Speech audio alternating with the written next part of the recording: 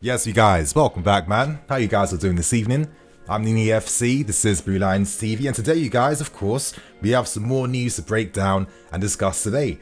In today's video, we'll be discussing the latest reports surrounding Rice, KOUNDE, TCHOUAMENI, and player exit news as well, on top of the fact that today was the first open training session from the team in front of the fans at Stamford Bridge. So I'm going to be giving my thoughts and opinions behind that, some great moments, a little bit of controversy as well to you guys. So today I hope you guys are enjoying a jam-packed day of content on Blue Lions TV. A collab has been released with Football Therapy to discuss Chalebe vs KOUNDE, and of course I have released a reacting to Lukaku's first interview as a Chelsea player. So today, you guys, I want to see some love. Give me them likes, and without wasting no more time, we start things off by discussing the open training session at Stamford Bridge. Of course, I wish I could have gone there today, you guys. I would have caught some great clips and stuff like that, but at this point in time, I'm a one-man army. I can't do it all myself and we'll go there and come back. Soon though, I'm hoping to return back to the bridge. But today, you guys, the team played in front of the fans. Now, from what I was hearing, and of course what we saw online too, because this was broadcasted live, I thought Jorginho looked very good today, and it's no surprise why Tuchel was instantly impressed by the player when he first took over, because he seems to be one of those guys that always steps up and performs every time in training, so that was good to see. Lukaku today, man, looked very good too. I liked how he was playing up against Silva and Rudiger too when they played the game near the end as well. I thought Callum was looking spunky. I thought Callum was looking to create some stuff as well, and you know, I just thought it was just a really good day out. So I hope everyone that went there today had a great time seeing the boys in action. But of course, today there was some slight controversy. We've all seen it, we all know about it. I'll give some brief thoughts on this, you guys. I mean, as you can see from the clip. 2 against Arsenal, Wolfie. I want to get some more score predictions as well. Right, I found someone. What's up, buddy? What's your name? Listen, I got a word, yeah. Let's have it right. Get Werner out the clubs.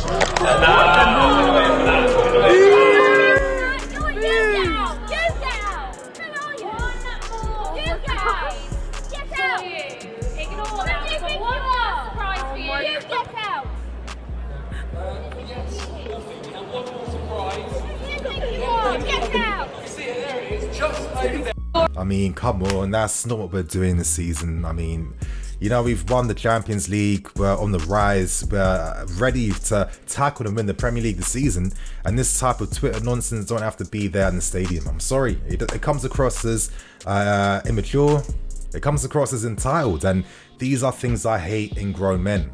What I love about that clip too is that the idiot can't even say his name properly. It's Werner, not Werner, and I swear to God, there's like this constant correlation in theme with, like, you know, idiots and constantly speaking out at the wrong times. Regardless of what you think about Timo Werner, I'm sorry. You don't go there to publicly say something like that in front of the team and the squads. Yeah, it's mad how football's evolving. I remember back in the day, you guys, when I was young, it was a lot easier for me to meet some of the players out the game. I've got so many photos of your Drogbas, your Terrys, Balaks, etc., the entire team. And, you know, the world today is just completely different. And for me, you know, when fans don't take responsibility, things get taken away from us. It is that simple. It really is that simple. But regardless, he didn't tarnish the day. You know, many positives today, you guys. As we can see from all the photos and clips that came out during the day, the team looks hungry, the team looks ready, and of course, you guys, this will be a fantastic season.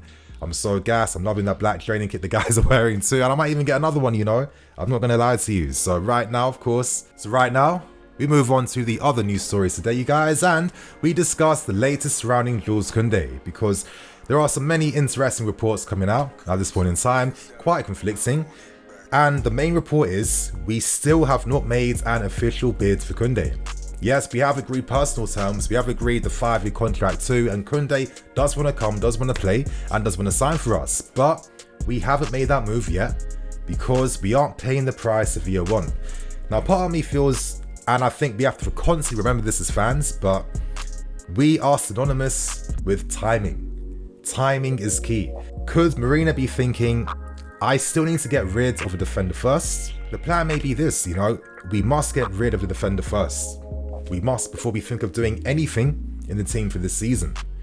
Once that happens, the longer this goes on and gets closer to the end of the transfer window, the more pressure Sevilla may feel to have to sell Kounde for less of the money they originally wanted. And it makes a lot of sense because Sevilla are still hoping to sign Kabak from who was on loan at Liverpool last season, of course, at Schalke. And if they can get an influx of over 50 million, 60 million to come in for the player, I think that is great business.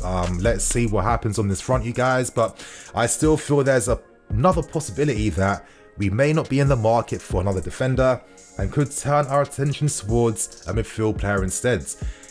For me, this makes a lot more sense, and I'm going to move on to the next story now, and that is the update surrounding Tchouameni and Declan Rice. Now, I need to keep things real. This is barely an update. If anything, this just gives us confirmation that there could still be late moves made for either player, and of course, just stay alert and stay aware in case that happens. Now, this came from The Athletic earlier today, and you know, for me, I can just give my thoughts and opinions straight away because there really was nothing to add to this. This makes more sense to go for midfield player. I'm sorry, if we've got Jorginho, if we have N'Golo Kante, the minute anything happens to any one of these guys, this could jeopardize the momentum of the team because midfield is one of the most key areas in the team for us. They have such a disciplined tactical role to fulfill. They need to cover so much ground. They need to have those specific qualities we need, like Kante's ability to win those second balls, win the ball and kickstart attacks.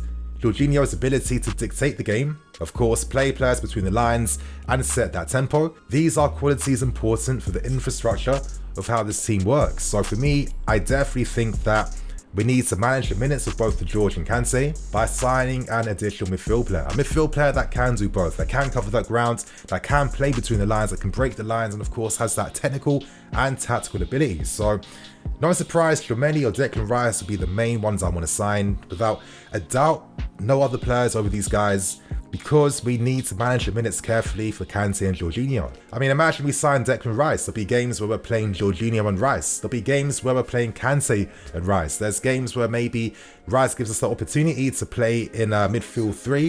If we're playing against maybe smaller teams or weaker teams, these are the things that we lack. And I definitely think that the money that we're looking to invest in Kounde could be better used towards a midfield player. Now, could West Ham do business? I personally feel like if we really showed the effort that, let's say, Man City have shown to try and sign Harry Kane, I feel like we could get something more from West Ham. You know, they need to invest in their team. They are in a bit of a pickle themselves, and Rice won't be signing any new contract extension at all. So it's big news. And for me, could Rice be the target? Because news has come out today suggesting that Man United are turning their attentions towards Tchouameni from AS Monaco, and if that happens, I'll be devastated. This could be like that karma revenge for the times we took Essien from Man United all those years back when Essien was set to sign for them. He changed his mind and signed for us instead. That was a big power move, and I've always felt like we had that clout power over Man United over, you know, ever since Roman took over. So if that happens, we'd have to react to the market. Midfield is key. Any injuries to Kante and George, that could jeopardize so many things done, because I'm sorry, I can't trust Cover throughout an entire season by himself, but of course, he can have his impact in the team. So there you guys have it. They're my thoughts and opinions behind the midfield situation. Comment below, would you prefer to sign Tchouameni or would you prefer to sign Declan Rice? Let us all know. And now, we end things by discussing the latest exit news surrounding players like Ugbo, Bakayoko, plus many more. So we do start with Vicky Ugbo, and today there were some incredible developments because he was dead set on signing for Genk. In the 11th hour, Marseille have come in with a bid to try and sign the player, and due to that bid, Ugbo is taking his time to decide what he wants to do. For me, the fact that Marseille have shown interest is amazing news, and again, I keep saying this, but it's a testament to the abundance of quality we're producing. What club in the world is producing this many players who are ready for first teams in the top divisions, please? Ugbo smacked it last season, and for me, Marseille is the step up because you're playing in a better league. More exposure, now that Messi signed for the league as well. And of course, if you have a great season there, which you're bound to because Marseille plays some excellent football under Jorge Sampaoli, then I think that he's going to have a great time. He'll improve even more as a player, and his education will only get better. I always thought that Ugbo was decent for us. He's kind of like Trevor Chalobah in the sense that when I was watching these guys in the academy, they always did bits, they always looked good, but for some reason, and maybe, you know, it's an L I can learn from for sure, if there's like no hype, you just don't really pay attention, which is terrible. It's disgraceful on my part because, you know, for example, with Trevor Chalobah, The guy was always excellent with his passing, and I always saw that. I told you guys from the start, this guy is better than Ampadu, and I think in time it's really proven itself. But regardless though, this is potentially an amazing move for Ugbo. I need to see this happen. And now we move on to Michy Batshuayi, who has signed on loan for the season to Besiktas. Now, Besiktas put out the maddest social media video. You know, Michy, Batman. I liked it personally. And, you know, it's kind of funny that they did this for a loan signing, but potentially they may be thinking, listen, if you have a good season here, we want to keep you. So, listen, it's a great jump offensive to make. And now that his future has been finally decided and clear, we now discuss Kurt Zouma because he now has interest from Tottenham Hotspur as well.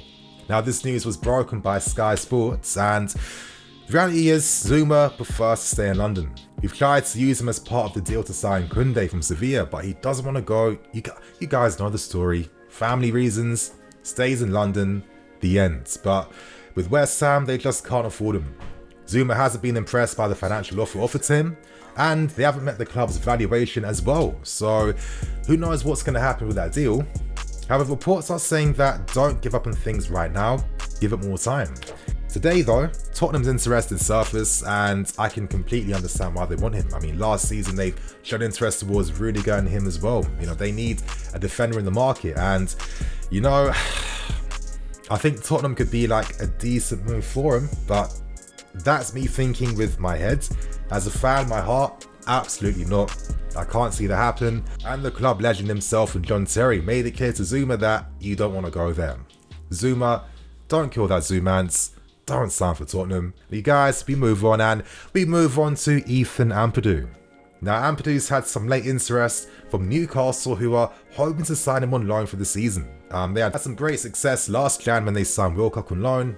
Had a phenomenal season for them, and in the end, they ended up signing him. I think with Ampadu, I thought his loan spell at Leipzig was decent. I don't know why he couldn't persist staying there. That could have been good for him. I think Sheffield United was just an unfortunate situation. The injuries to so many key players, the manager leaving at the time too, and Chris Wilder, it made things incredibly difficult, but I still think you can say that he left that club with his head held high. But give this guy a high quality team to play in. Newcastle could be interesting, but at the same time, they're like literally the definition of middle of the roads. Is that the best move to make? I'm not too sure. It has to be something though, because I don't see him staying here where he might get less minutes. So let's see what happens on that front, you guys. And of course, to end things, it seems like Emerson finally may actually be leaving this club. It seems like the club he is destined to sign for now is Lyon, which is very surprising, big news. Of course, Italian clubs gave up interest. I'd imagine it's because they didn't want to meet the valuation that we demanded for Emerson, so Napoli dropped out after months and months of interest. Must be frustrating for Emerson, who had hoped to return back there, but maybe he's thinking, listen, one season in Ligue 1, make my way back there. Hey, it could work. It could be quite beneficial for me. But and it seems like that may be the case, because he could be signing on loan for the season for Lyon. That could be a good move. He plays well there. Let's say Paris Saint-Germain come knocking, and then next season you're playing with Messi, Mbappe, etc, etc. So you guys, on that note, that is the end for today's News Daily video. I hope you guys have enjoyed. 3 videos out for you today. Expect more videos to keep constantly coming out for you guys. I'm the EFC, this is Blue Lions TV, and catch you guys later with some more videos. Cool.